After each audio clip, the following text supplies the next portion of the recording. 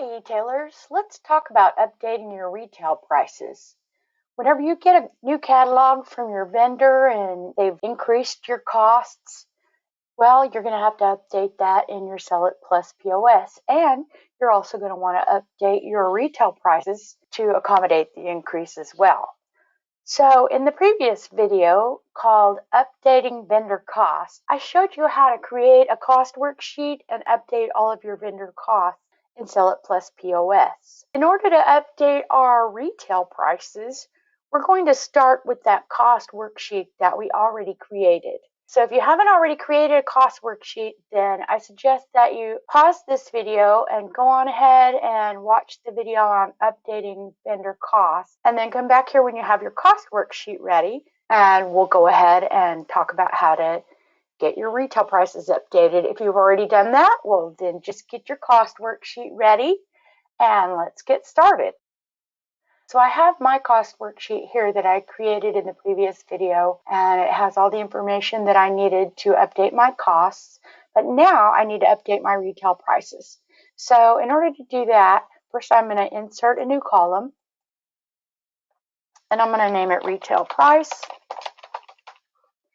Now, these were my old costs, and these are my new costs, and now I'm going to add retail price to this. Now, all of you probably have your own method that you use to calculate what your retail price is going to be. If you already have something that you use, you go ahead and do it your way and do your calculation the way that you normally do it. And then you can use that to update your prices. But if not, then I have kind of a way that I'm going to do it, and I'm going to do it by, how much margin I want. So I'm going to update my retail prices based on the margin that I want to get for them. The margin that I'm going to go with is, say, 30%. I want to mark it up a 30% margin. And the way that I do that is I take my cost and I divide it by 0.7. So equals the new cost divided by 0.7. The reason I got 0.7 is 1 minus 0.3 is 0.7. So this will give us a 30% margin. And I'll go ahead and copy that down all the way, save my sheet, and now I'm ready to go and do an import of my new retail prices. The next step is going to be going to the Manage Catalog, My Products, and downloading the template. So I'll click on Import Update Products and then Get Sample Excel File.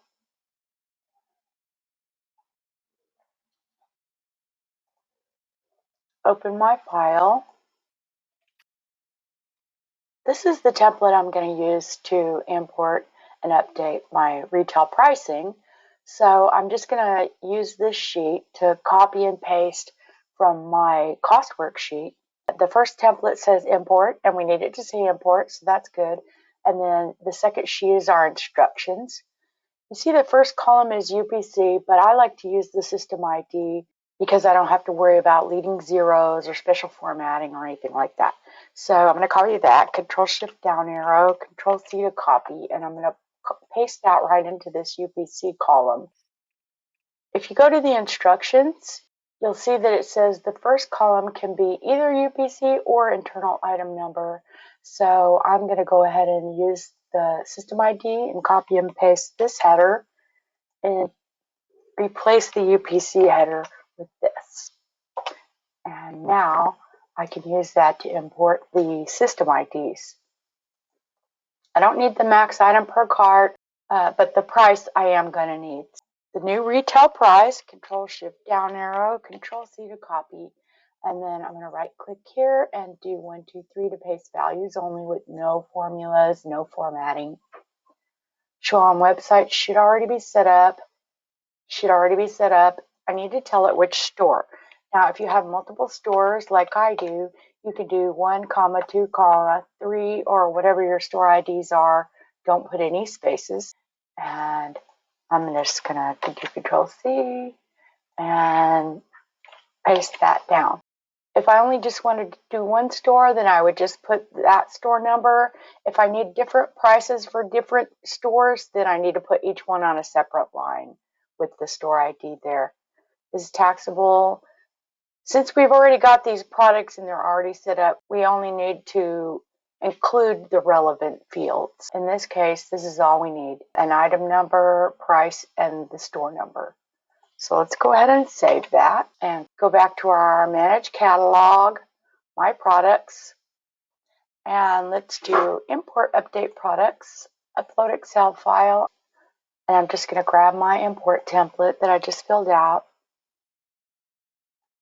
Click Open. And it says that it was imported successfully, and I can go to my email address that I'm logged in with and check the results of my import. I could also go back to my template, and I strongly recommend that you do this and just spot check a few of them and make sure. Let's see, this one should be 308, and we'll go ahead and search for that. Take a look, and indeed the price is 308. Let's check it for all the stores, and all the stores have been updated to 308. If you don't put all the store numbers in there, then these will not all be updated. So the last thing I want to talk about is the fact that private products need to be uploaded differently. So you notice here that all these numbers start with a 2. So I knew that these were all public products because they start with a 2. If any of them start with a 4, then I would need to use the private product import template to import those. So I would need to change my catalog type to private and then do search. And once I get to the private catalog, then I would need to go to Import Update Private Products and export sample file. And this file gets exported to the email I'm logged in with. After I go to my email and download my template, I'll just use my cost worksheet to fill out the new template the same way that I did with the public products template. And then when I'm ready to upload it, I'll come back here to Private Products, click Import Update Private Products, and then Upload Excel file, and that will work the same way. See how these all start with a 4. So these are the numbers that'll be private product imports. So that's how you update your retail pricing. Thanks for watching.